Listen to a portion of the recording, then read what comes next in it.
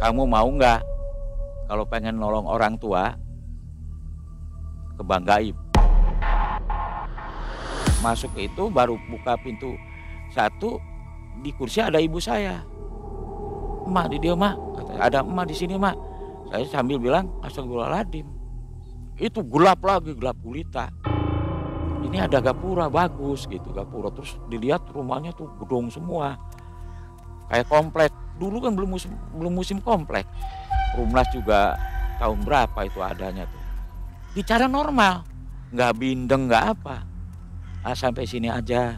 Di situ mulai ada perasaan suka, cinta begitu. Ya seneng. Hati saya seneng punya kenalan perempuan. Waktu itu Pak Toto memang kurang ibadah ya? Waduh, bukan kurang ibadah, jauh ya. Jauh. Menjalin hubungan dengan wanita goib dapat memberikan pengasihan pada sang pelaku. Dimudahkan untuk mendapatkan uang, namun dengan konsekuensinya nyawa yang menjadi taruhan. Hubungan beda alam ini pernah terjadi pada Pak Toto. Assalamualaikum warahmatullahi wabarakatuh. Waalaikumsalam warahmatullahi wabarakatuh. Selamat malam Sobat MM dimanapun Sobat berada. Alhamdulillah hari ini kita bisa bertemu kembali ya. Hari ini Mang Ei berada di hutan kecil nih bersama narasumber kita namanya Pak Toto. Sebelum mulai kita kenalan dulu nih. Pak Toto apa kabar? Baik. Sehat Pak Toto? Sehat alhamdulillah. Pak Toto ini punya pengalaman di tahun 78 ya Pak Toto ya? Betul. Ini kisahnya ngeri-ngeri sedap menurut saya. Ketemu dengan cewek cakep ya Pak ya? Ketemu. Yang akhirnya pekerjaan Pak Toto jadi alhamdulillah bagus gitu ya. Bagus, gajinya jadi bagus gara-gara ketemu cewek itu. Gimana kisahnya nanti kita dengarkan bersama. Sobat, mudah-mudahan semua selalu dalam keadaan sehat dan dilimpahkan rezeki oleh Allah Subhanahu wa taala. Jangan skip videonya, kita tonton Pak Toto bareng-bareng. Malam mencekam, semakin malam semakin mencekam. Pak Toto. Menyambut ulang tahun keempat Malam Mencekam, saatnya kami berbagi bahagia. Dapatkan 100 merchandise cantik dari Malam Mencekam. Caranya, buat pantun bertema ucapan ulang tahun untuk Malam Mencekam. Ingat, sebuah pantun. Tulis di kolom komentar YouTube dan di Instagram official Malam Mencekam. Lalu tag 2 teman kalian dan jangan lupa subscribe lalu follow akun Instagram kami.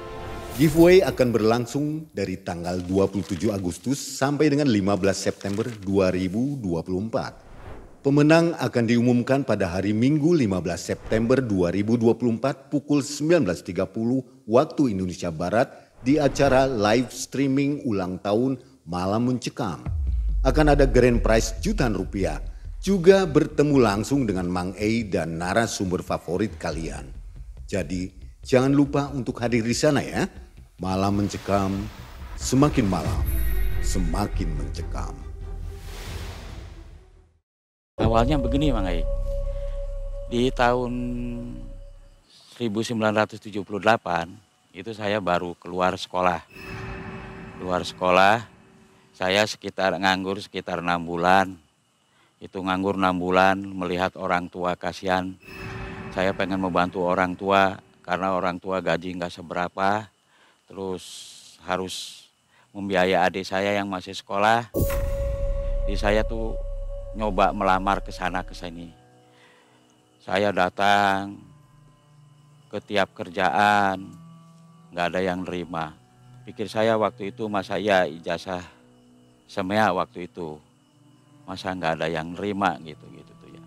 Jadi saya tuh nyoba memberanikan diri melamar ke asuransi Jiwasraya di Jalan Supratman waktu itu. Ini kejadiannya di Bandung? Di Bandung, kejadian di Bandung. Lamar nggak diterima karena syaratnya harus punya kendaraan. Dengan saya nggak punya kendaraan, sepeda juga satu sama orang tua dipakainya waktu itu. Nah setelah itu saya tuh nanya ke teman-teman, datang ke saudara-saudara yang sudah kerja. Ya saudara bilangnya ya nanti saya usahakan. Tapi ya ditunggu-tunggu nggak ada hasil, nggak ada. Jadi saya datang ke rumah teman saya ngobrol. Siapa namanya, Pak? Nama teman saya waktu itu Soli. Nah barangkali Soli bisa menolong. Waktu itu Soli kan kerjanya kerja seperti apa ya, zaman sekarang mah seperti kirim-kirim barang tuh waktu itu. Ya begitu juga harus punya kendaraan. Setelah itu sampai 7 bulan, sampai 8 bulan saya nganggur terus. Pak Toto anak keberapa? Anak pertama saya. Paling Itu tua ya? Paling tua, adik saya 1. Semuanya ada berapa adik? 1. Oh hanya 2? Hanya 2 orang gitu. Nah setelah itu saya diam di rumah, datang Soli sama Tatang ya teman saya juga. Itu Tatang ngobrol-ngobrol apa ya, jadi kata Tatang, udah nanyain aja ke saudara saya. Saudara saya agak bisa gitu katanya. Spiritual gitu? Ya gitu. Nah saya tuh besoknya ke sana. Rumahnya kan di Cimuncang waktu itu, Pasir Konje. Nah setelah itu ngobrol-ngobrol, saya curhat gitu, harus dibuang katanya itunya, sialnya. Karena ada yang menghalangi, katanya di diri saya tuh ada halangan gitu. Dibuang, jadi gimana, harus dibuang, dimandiin. Saya nurut, dimandiin. Kerasa saya tuh biur kerasanya tuh ular. Punggung apa tuh ular. Mandi air kembang ya? Padahal kembang itu. Udah diam, jangan nggak apa-apa, bukan ular, ini kembang. Pulang waktu itu jam 1 malam.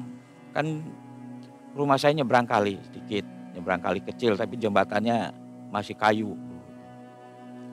Begitu lewat tadinya nggak ada orang, kok ada orang di pinggir saya tuh, saya kelihatan persis pisan, jangkung gede, pakai udut padudan. Saya aja setengah lari. Pakai bajunya apa? Pakai bajunya kayak baju gitu, rompi gini. Rompi kayak kerajaan gitu tuh. Saya setengah lari, di depan jembatan sebelah sininya kan ada orang jualan itu, kalau pagi-pagi jualan bubur, gorengan, naon gitu. Nah udah itu kata orang bubur tuh, saya tak, siapa itu? Nah saya baru plong, ada suara orang. Jadi saya jalan kaki lagi, tapi nggak berani saya ngelihat ke belakang. Ya udah saya tuh pulang. Tapi saya tiap kalau pulang malam walaupun jam 10, jam 11 nggak berani lewat itu. Lewat ke situ ke jembatan biar keliling agak jauh nggak apa-apa. Jembatannya itu di daerah Jalan Sukasirna. Jembatan kecil atau besar? Jembatan kecil, cuma 1 meter jembatannya. Nah, saya nggak berani jalan situ, jadi lebih keliling jalan raya gitu.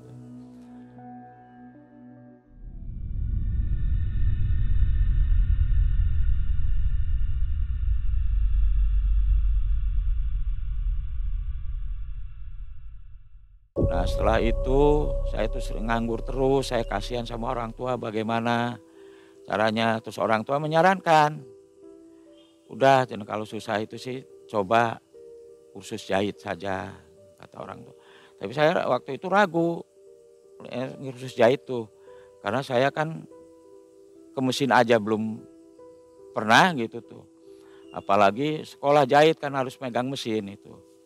Ya sama orang tua kan punya mesin, orang tua mesin jahit. Sudah belajarin jahit, lempeng, udah lempeng apa, sekolahin saya tuh.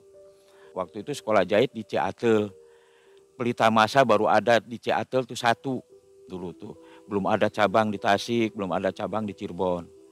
Ciatel saya belajar jahit baru 3 bulan. Teman saya Tatang datang tapi bawa teman lagi.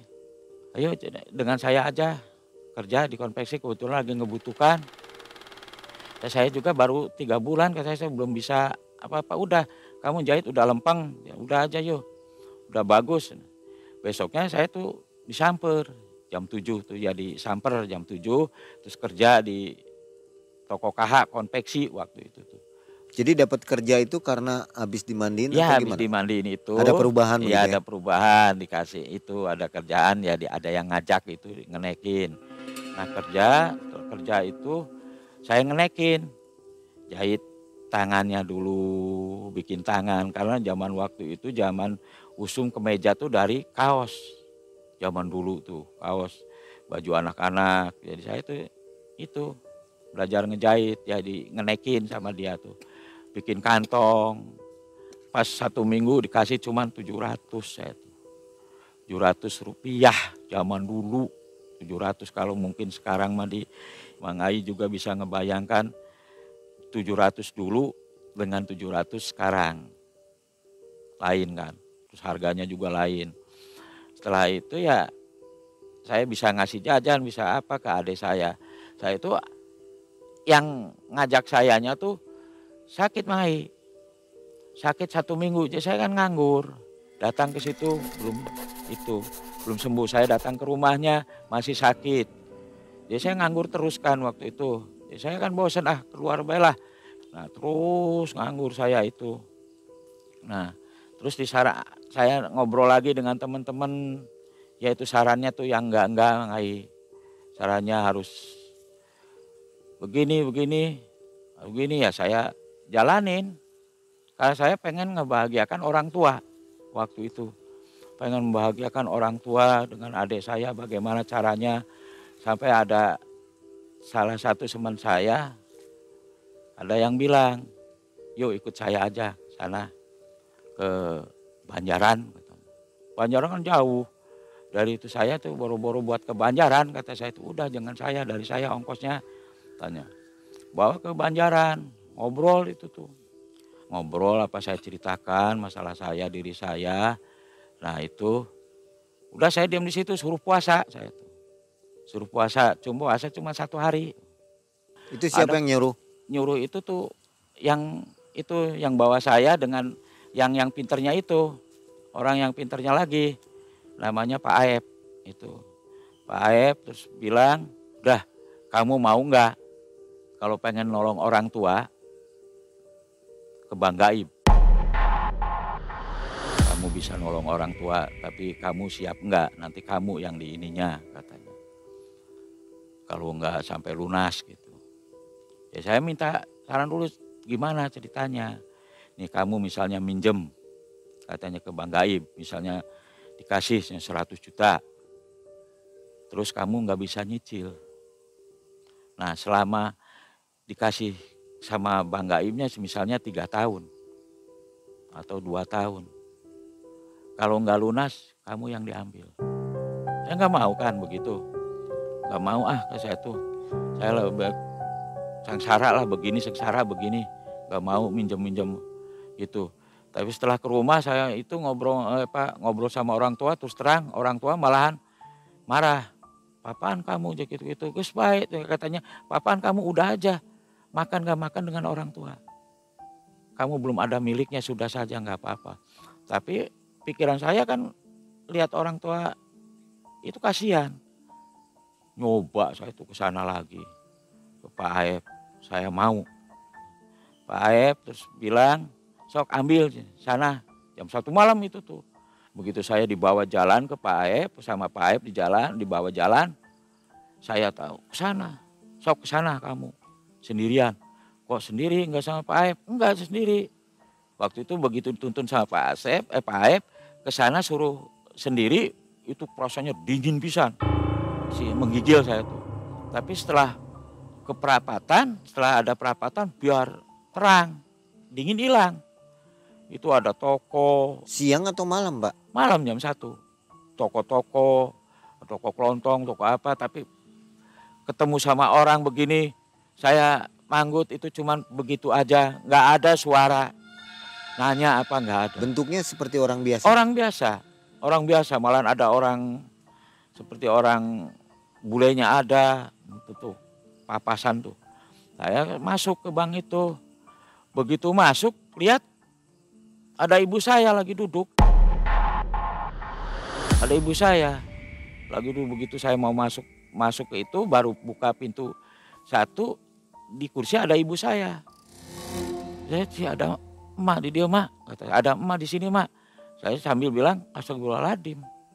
Itu gelap lagi, gelap gulita. Gelap gulita di situ tuh jalan. Begitu saya pulang tuh kanan kiri tuh kebun teh.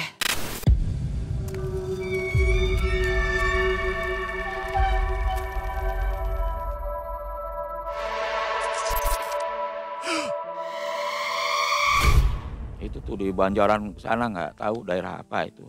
Kebun teh. Pas Dan- keluar gelap, Iya begitu Malam. saya bilang astagfirullahaladzim, jadi malam lagi. gelap gulita lagi malam. Nggak ada aja yang tadinya terang benderang bagus enak tuh jalan bagus apa tuh. Begitu saya pulang itu angin yang agak lebuk ya terus rasa dingin ada kebun teh.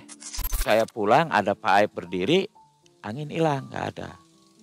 Jadi saya ngobrol dengan Pak Aib tuh.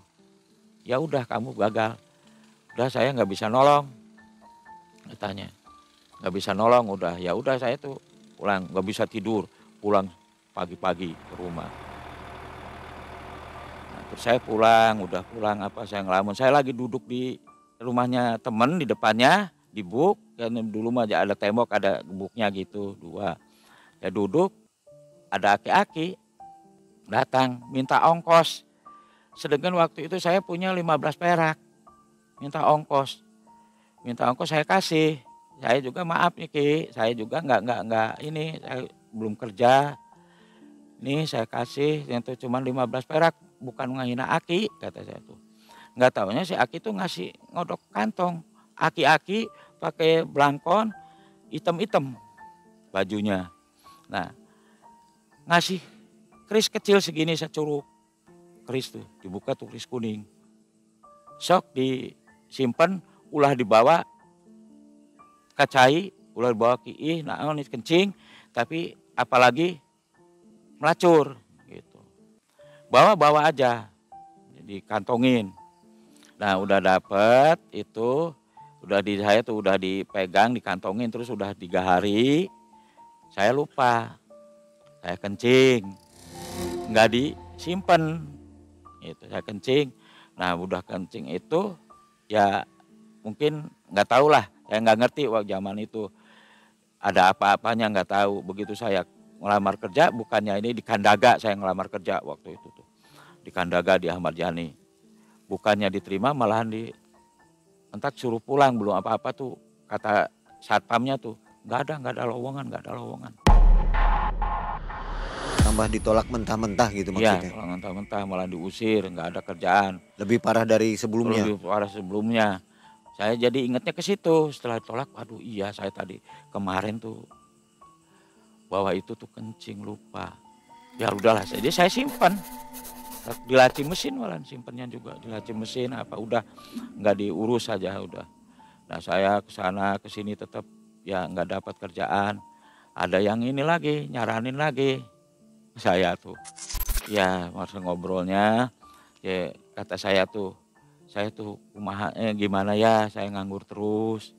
Kok saya malahan saya kayak orang ngemis ngelamar sampai diusir kata saya tuh. Waduh kamu tuh kata teman saya tuh kamu tuh ini tuh ada halangan, kamu tuh ada halangannya. Jadi kamu harus berusaha nanya-nanya sama orang yang bisa. Jadi saya tuh kesana sini nanyain ke orang-orang tua. Malahan saya juga pas giliran orang tua ada siskamling, saya ambil.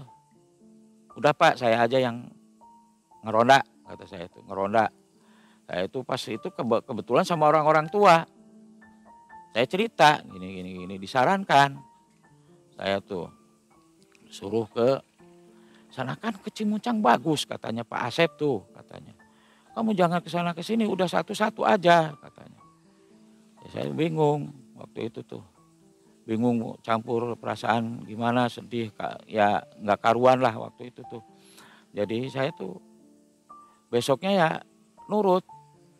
Tanpa teman saya, tanpa Tatang, tanpa Soli, saya datang sendiri ke sana. Saya ngobrol-ngobrol, suruh puasa. Suruh puasa ya saya biasa aja puasa. Puasa cuman berat puasanya. Berat. Karena apa? Puasanya itu puasa sampai dari ini bukannya maghrib itu bukannya nasi. Jadi singkong. Singkong secukupnya singkong tapi 1 jam. Dari begitu Isya harus puasa lagi sampai maghrib lagi. Selama harus 7 hari.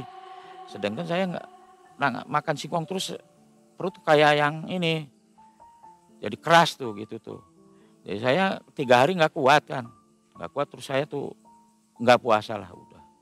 Terus gimana nanti aja nasib saya gitu.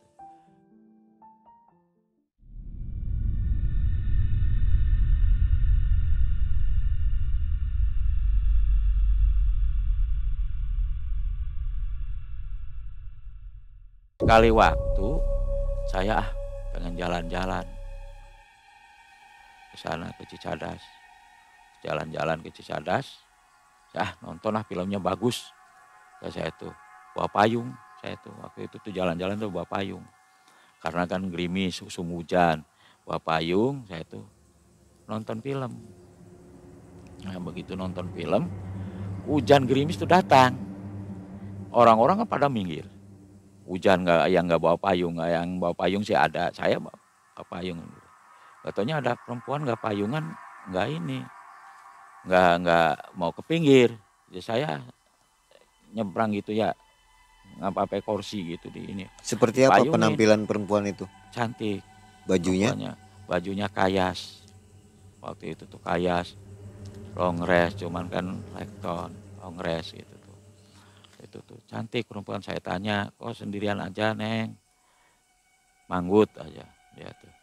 Nih payungin ya supaya nggak kehujanan, manggut. Payungin tuh, rendengan duduk payung gituin biasa. Terus sampai film bubar. Ya ngomong juga sayanya kaku karena mau kenalan belum kenalan. Jadi pulang kemana pulangnya? Itu aja. Antar ya ayah. Ayo dia manggut, diantar tapi di payungan tuh nggak mau rendengan. Sejajar tuh nggak mau. Dianya begitu agak ke belakang. Agak ke belakang. Ayo di sini katanya itu. Tapi megang saya ke tangan ke sini. Megang. Ya gitu payungnya biar saya kehujanan ini sebelah nggak apa-apa. Sampai itu jalan. Pas udah mau ke rel kereta api Kiara Condong, hujan rada-raat. Raat ya, pulang. Masuk aja jalan tuh caang, ya terang gitu tuh enak. Itu jembatan Opat. Saya juga baru tahu itu jembatan Opat waktu itu. Situ jembatan Opat terus nggak taunya ada gapura. Zaman dulu kan gang tuh nggak ada gapura. Zaman dulu. Ini ada gapura bagus gitu gapura. Terus dilihat rumahnya tuh gedung semua. Kayak komplek. Dulu kan belum musim komplek. Rumlas juga tahun berapa itu adanya tuh. Bicara normal. Nggak bindeng nggak apa. Sampai sini aja. Nanti barangkali orang tua nanti tahu nanti dimarahin. Ya udah saya tuh pulang. Di situ mulai ada perasaan suka, cinta begitu. Ya seneng. Hati saya seneng punya kenalan perempuan. Sudah saya pulang nggak bisa tidur mikirin si Neng itu belum itu. Namanya siapa? Itu tuh. Terus dia nunjukin rumah juga padu gitu aja. Cuman ya bilang tapi nggak bindeng nggak apa. Normal kayak perempuan biasa. Saya tambah senang menggebu. Gak bisa tidur, inget, saya sama temen jalan-jalan lagi ke Cicadas, nggak taunya berdiri di pertigaan deket kotak pos, ada si Neng. Nah udah itu saya nyebrang sendirian, teman saya kan berdiri, tetap ngeliatin, kok ngobrol sendirian kayak orang begini kata teman saya tuh. Orang rada cinting katanya. Jadi saya tetap ngobrol, ngajak nonton lagi, Kebetulan dia yang bayarin, keduanya tuh. Dia yang bayarin bukan saya. Beli aja dia tuh karcis ke loket, terus saya nonton, saya tuh di zamannya Misbar tuh zaman dulu tuh. Nonton udah itu pulang lagi. Pulang saya antar tetap. Dulu kan musim jalan kaki kalau pulang bioskop orang yang kerja pagi-pagi musim jalan kaki dulu tuh. Jadi jalan kaki saya tetap aja. Sampai gang dia begitu lagi. Jangan dulu sampai ke rumah karena takut orang tua katanya gitu. Takut belum boleh. Ya saya pulang lagi sendirian. Udah 2 kali itu. Nah berapa hari lagi, mau pas malam Jumat, saya keluar rumah, ada di gang saya, di depan di gang berdiri. Cih, Neng, kok ada di sini? Malam Ya, atau siang? malam, udah Isya jam 8-an, setengah 8 lah. Kok ada di sini, Neng? Ya nunggu AA. Kok tahu rumah AA? Kan AA belum ngasih tahu alamat. Ya tahulah rumah AA tuh sini, gangnya gang sini. Jadi makanya saya nunggunya di gang sini. Nah, jadi jalan lagi, ketemu teman saya lagi pada duduk. Kok kayak orang kurang ini, kok ngobrol sendiri, apa sendiri gitu. Teman-teman yang dua tuh begitu bilangnya. Kaos nu gelo cenah enggak, itu Kurang suka waras ngobrol ya? sendiri, ya enggak waras katanya gitu. Gitu saya tuh nonton aja. Udah nonton aja. Terus pulang lagi biasa. Itu yang namanya nama. Itu saya tuh belum pernah nanya nama. Cuman manggilnya Neng aja. Neng, itunya AA ke saya manggilnya. Udah itu 3 kali. Terus saya ngobrol dengan teman saya yang 2 itu, Soli sama Tatang tuh. Ya masalah perempuan itu. Enggak taunya si Tatang tanpa tahu saya bilang ke Pak Asep, "Toto teh ayeuna mah si Ganu ieu cenah. Siga ya kayak yang kurang waras katanya, suka ngobrol sendiri, suka jalan-jalan sendiri." Ya perasaan saya mah bukan sendiri, berdua gitu tuh. Jadi saya dipanggil sama Pak Asep tuh, suruh kesini aja. Fotonya ke sini, situ kebetulan Pak Asep tuh ada orang tua lagi. Orang tua mungkin gurunya nggak tahu siapanya, itu tuh nggak tahu. Nanya kan itu, saya disarankan jauhin perempuan itu tuh, jangan ke bawah apa tuh kalau Sundanya mah jangan sakaba gitu. Sundanya nggak tahu Indonesianya apa itu tuh ya. Nah jangan diterusin aja lah udah. Tapi hati saya seneng temen, karena zaman waktu itu tuh udah cantik, dia saya nganggur dia nerima gitu tuh ya. Keempat kalinya saya keluar ada di teras saya, bukan di teras, di pagar saya, di ini pagar. Kan dulu saya rumah tuh pagar kayu tuh, digituin aja. Udah keluar ada di situ berdiri. Cih, tahu aja rumah di sini. Masuk dulu yuk. Udahlah, udah malam ya. Ayo kita berangkat. Diajak nonton lagi, kemudian nonton India waktu itu. Waktu nonton melakukan apa, Pak? Nah, Pegang tangan misalnya. Cuman pegangan tangan aja, tapi duduknya tuh agak gini, nggak gitu normal gitu tuh, gini agak gini ke saya, tangan ke sini. Saya paling nyium tangan. Tangannya gimana, Pak? Ya begitu, tangan dingin. Dingin. Saya cium gitu tuh. Saya cium udah seneng nyium tangan tuh. Belum berani apa-apa lagi ngegarap gitu tuh, nggak berani. Nah keempatnya itu dia pakai pakaian seksi pisan, sepan segini tuh, pakaian seksi. Saya ciumin baik tangannya sama saya tuh, ciumin aja. Udah pulang itu tuh, udah film India ya pulang saya penasaran, kok rumahnya sini ada gapura, kalau siang saya cari kan nggak ada. Ya sekali waktu saya nggak itu, malam-malam saya ke sana nggak taunya si Tatang tahu. Jadi dia dengan Pak Asep bertiga, dengan Soli, Tatang, Pak Asep dari kejauhan tuh ngintil saya, ngikutin saya. Saya ke situ malam-malam. Rak, kok gapuranya nggak ada gitu tuh, nggak ada. Saya tuh kaget lihat gapuranya nggak ada. Adanya pohon randu, satu besar satu kecil. Pohon kapuk gitu ya? Ya. Itu di daerah mana perasaan? Di daerah Cibangkong. Daerah Cibangkong itu. Dulu Cibangkong kuburan besar, ya? Iya, kuburan besar. Lemes saya tuh. Lemes.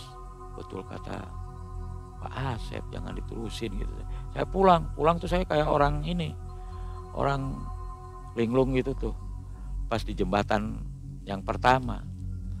Ini saya keluar, ada Pak Asep dengan Soli dengan Tatang. Terus saya dibawa ke tukang bubur kacang di Kiara Condong. Saya dikasih minum, saya dibura, saya itu sadar saya. Dibura tuh disemprot gitu, sembur. Ya, dibura, wah, disembur ya. Ya, nah itu sadar baru saya tuh.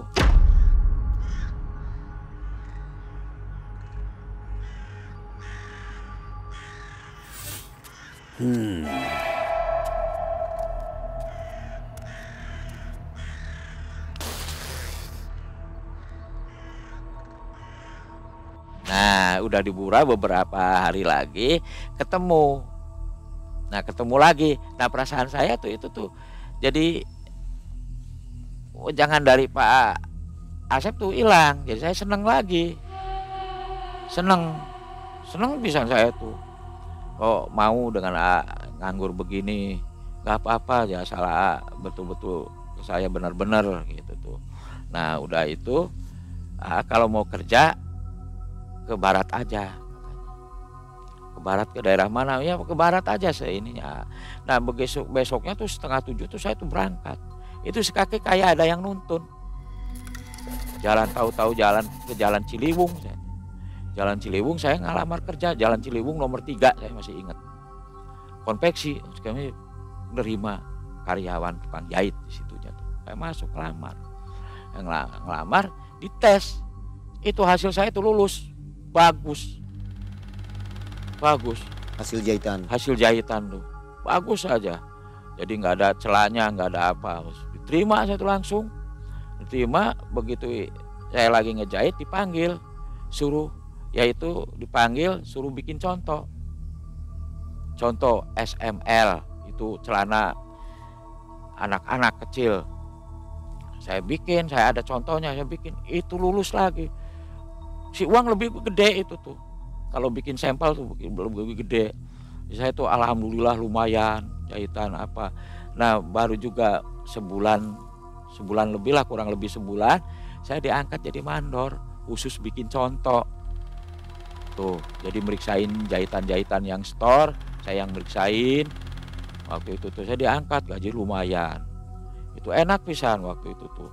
Bisa ya, orang tua dikasih, adik saya ya sekolah, orang tua nggak ngerepotin orang tua, dari saya semua. Masih ingat berapa gajinya?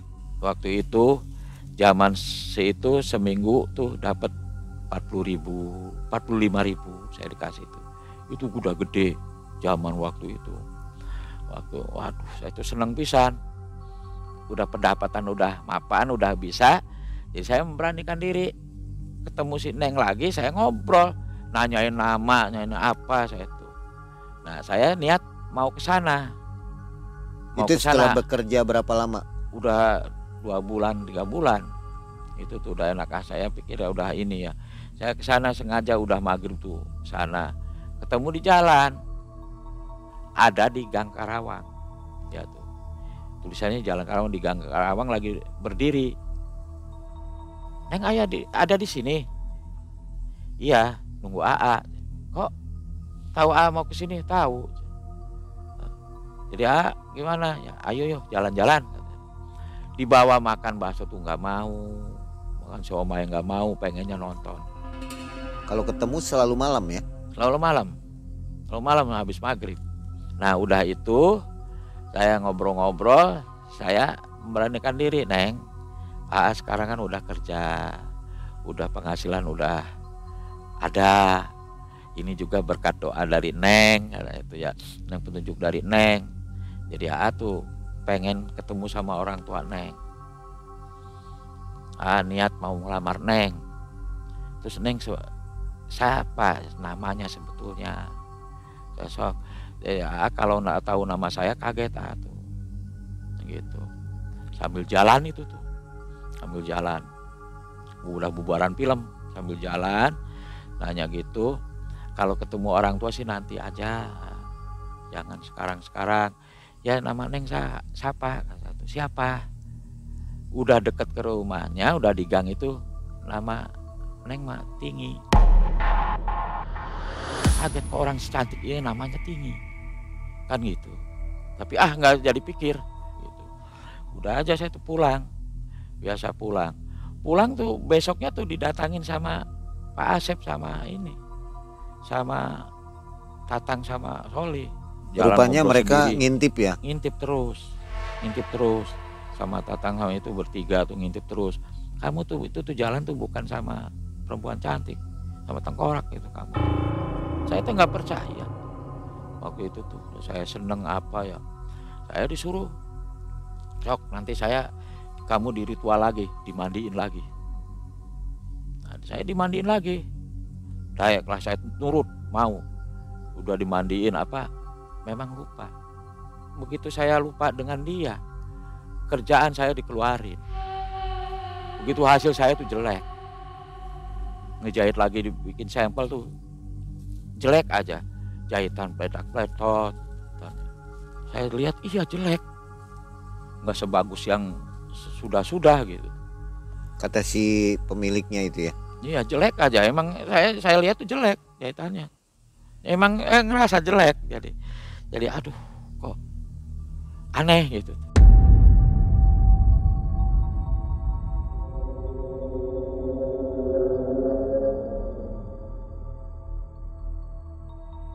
Jadi dipecat dari pekerjaan. Ya, gara-gara nggak pernah masuk lagi. Jahitan jelek lagi, jahitan dibikin sampel jelek semua. Tapi masuk rajin. Saya kerja, Iya. ya tiap hari. Cuman karena hasilnya jelek jadi Saya dipecat. dipecat, ini kan. Nah sama Pak Asep diajak, kamu harus diobatin. Ya saya tuh pengen ketemu lagi, cuma disarankan saya suruh ke sana, ke Padalarang, diantar malahan. Begitu sana ya di sama itu rumah ujung gunung, anehnya tuh orang-orang rumah tuh masih teras, udah rumah itu udah pakai ubin kuning. Di rumah itu katanya rumah Yai. Jadi saya di sana dibuatin tidur, saya nggak bisa tidur. Yang bertiga bisa tidur, Tibra, Nyenyak, saya nggak bisa tidur. Zaman dulu rumah tuh kaca tuh teras tuh segeblek kan. Begitu itu saya kedengeran sekitar jam 1 malam lah, lebih lah, kurang lebih. Kedengeran gitu. Mendengar ya suara apa ini tuh ya di teras tuh. Saya nyoba ngintip. Begitu ngintip macan sebesar sapi, buntutnya aja yang begitu ke teras. Ke teras rumah. Plek-plek. Saya langsung tidur tengah-tengah, tidur. Saking takutnya. Nah, saya bisa tidurnya kedengeran. Ada bangun masjid tuh. Nah saya baru tenang, terus bisa tidur. Itu pada sholat saya nggak dibangunin. Apa tuh katanya susah dibanguninnya. Begitu dulu mah jam 5 jam 6 tuh masih gelap dulu mah. Saya tuh jam 6 tuh bangun ke air mandi juga pancuran. Dulu di Padalarang tuh udah ini mandi apa. Siapa yang tadi malam nggak bisa tidur? Wah, apa tidur semua? Enggak, ada satu orang nggak bisa tidur. Ya saya bilang terus terang, saya Pak Kiai kata itu. Kenapa nggak bisa tidur kamu? Saya bilang, saya lagi nggak bisa tidur. Segitu di hawa di gunung kan dingin, tapi saya panas kata saya tuh. Badan saya panas jadi ya kalau Sundanya harudang gitu tuh. Kedengeran di teras ada plek-plek ini. Nah, saya tuh. Dan plek-plek itu ya saya intip. Itu sebesar sapi, setengah badan ke sini, kepalanya ke sana. Untung kamu lihat setengah badan. Kalau lihat kepalanya kamu pingsan. Bisa-bisa aja kelok gitu. Jadi gimana Pak Kiai lah, saya minta lindungannya. Saya tuh jadi dijauhin dari itu. Sebetulnya itu tuh bukan siapa-siapa, ngintil jadi dari sana ngikutin kamu ya, tinggi itu nyerupain itu. Untung kalau kamu lihat wajahnya kamu bisa pingsan, bisa kelo yang gitu. Jadi saya tuh ya minta inilah, ya udah kalau itu sediain aja kamu di rumah dewegan kelapa pakai kembang. Nah, tiap itu seharus 40 Jumat itu. Jadi begitu baru 21 Jumat saya ingat lagi ke yang namanya Tinggi. Jadi saya jalan-jalan lagi ke sana. Ada lagi, malahan ini mah di depan bioskopnya ada lagi banyak yang goda itu tuh. Kelihatan saya lagi ada dirubung sama laki-laki, kelihatan saya itu. Jadi saya langsung nyebrang, saya deketin, sedang apa Neng? Langsung ke saya, itunya pada ngilang, pada nggak ada, pada pergi. Yang godanya tuh ya, yang ngerubungnya tuh laki-laki tuh udah hilang. Terus langsung beli karcis nonton biasa, udah itu pulang dianterin, cuman hati saya nggak begitu ini, nggak setengah-setengah gitu tuh, saya nggak ini, cuman kasihan lagi dirubung aja sama laki-laki gitu tuh. Udah saya tuh udah dianterin, udah ini saya biasa lagi, nggak suka ketemu nggak apa, saya biasa kerja biasa. Waktu itu saya itu tuh kan dikeluarin, nah, Kang Ai dikeluarin waktu itu, jahitan jelek tuh. Nah terus saya nggak di Kandaga, saya keluar lagi dari Kandaga, ngelamar ke pabrik kaos kaki Rajut. Hasilnya digaji cuma 4.500 waktu itu, dari 40.000 ini 4.500 1 bulan, 1 minggu. 1 minggu. Sekali waktu tuh saya pulang kerja, pas saya kerja disuruh ngelembur, pulang jam 8. Saya tuh pulang jam 8 gitu, itu saya mau masuk gang, kelihatan si Tinggi, si Neng itu dengan Tatang lagi ngobrol. Saya nemuin ngobrol-ngobrol apa, si Tingginya tuh ke saya rada kayak Kang sengaja kayak cemburu gitu tuh, pegangan ke Tatang. Jadi saya pulang aja. Kenapa Tatang kok jadi bisa ketemu dengan Tinggi ini? Nah, gimana ceritanya? Ceritanya tuh si Tinggi itu di situ di gang, Tatang keluar. Jadi ke Tatang biasanya nggak kelihatan itu mah. Ke Tatang sengaja ngobrol Tatang. Jadi untuk ya si Neng Tingginya katanya kecewa sama saya. Jadi saya pulang aja. Pulang masa besoknya saya ke rumah Tatang, ke Sumber Solih dulu, ngobrol dengan Solih. Tatang lagi ini. Saya belum tahu, ya yuk ke sana ke rumah Tatang kata saya. Dengan Solih ke rumah Tatang, saya menasehati Tatang. Barang Tatangnya bilangnya ke Solih, itu Toto tuh cemburu. Mantannya tuh sama saya diam aja lah, udahlah, bilang cemburu ya stroke gitu. Tiap itu Tatang begitu sekali waktu ada berdua dengan Tatang, saya ke rumah Solih digeret sama saya tuh dibawa, suruh diliatin. Barang liatin, ihnya kaos maneh toh, kaos kamu toh dulu kamu tuh kayak miring. Itu Tatang ngobrol sendiri kata saya. Nah itu tuh bukan sendiri kata saya, itu sama Neng perempuan cantik. Nah, itu gitu. Wah mau gitu bilangnya tuh apa ya, udahlah. Saya kerja waktu itu tetap di konveksi, tapi dipindah di sana ke jalan Kiara Condong yang tembusan ke ini. Jadi jarang pulang, saya tidur di kerjaan. Itu tuh. Jarang pulang seminggu sekali. Nggak tahu apa, kulit berapa bulan itu tuh dengan Tatang mungkin ya udah ada 3 bulan lebih lah. Itu tahu ada kabar pulang tuh. Ada kabar Tatang nggak ada. Apa katanya naik sepeda ditabrak mobil truk pasir. Gitu, begitu saya ngelayat ke rumahnya, apa udah 3 hari itu tuh ngelayat tuh. Terus ngobrol dengan Pak Asepnya. Kamu untung kata Pak Asep. Enggak galak perempuan. Gitu. Kamu tuh untung enggak galak ke perempuan. Si Tatang ponakan saya tuh galak perempuan. Itu tuh si Tinggi tuh bukan orang. Itu apa kayak ketitisan jin. Dimakan sama Tatang.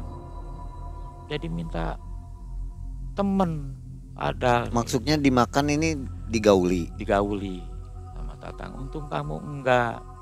Tuh akibatnya udah diomongin apa tuh begitu. Jadi itu ditabrak truk, meninggal. Setelah tatang meninggal ke 40 harinya, saya ngobrol dengan tetap dengan Pak Asep, Solih. Udah pada bubar tahlil tuh saya nggak pulang, langsung ngobrol bertiga ya. Pak Asepnya menyarankan jangan jauh dengan Allah, harus sholat, syukur-syukur harus belajar ngaji, bisa ngaji yang gitu. Jadi ya dari situ tuh, tahu nggak kamu tinggi itu, kata Pak Asep, namanya tinggi itu. Tinggi itu mati kamari, mati wingi. Bahasa Jawa ya. Bahasa Jawa, tinggi mati wingi katanya. Berarti itu tuh mati anyaran. Dia ketitisan jin, minta teman batur wadal. Tuh makanya menggoda laki-laki. Meninggalnya tinggi karena tinggi apa? Itu meninggal katanya meninggal biasa saja, penyakit. Katanya sakit-sakitan terus meninggal masih gadis. Nah, itu matinya tuh waktu masih gadis, dia punya pacar diputusin pacarnya terus sakit meninggal. Itu dari mana? Dari ceritanya siapa?